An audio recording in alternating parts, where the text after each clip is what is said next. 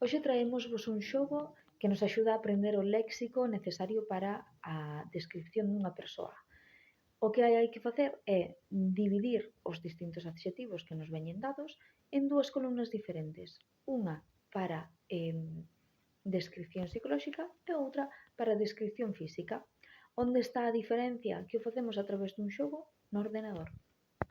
Compartimos o link de forma gratuita, como sempre, na caixa de descripción, pero ademais convidámosvos a que entredes en Learning Apps, que é a páxina a través da que fixemos este xogo, porque hai moitas opcións para facer actividades en galego. Por exemplo, había tamén unha cousa que vimos hoxe, un xogo da memoria coas distintas máscaras típicas galegas. Esperamos que vos guste o material e vervos por aquí próximamente. Lembrade darlle a suscribir. Esperamos que vos guste o material e vervos por aquí próximamente. Lembrade darlle a suscribir. Esperamos que vos guste o material e vervos por aquí próximamente. Lembrade darlle a suscribir. Esperamos que vos guste o material e vervos por aquí próximamente. Lembrade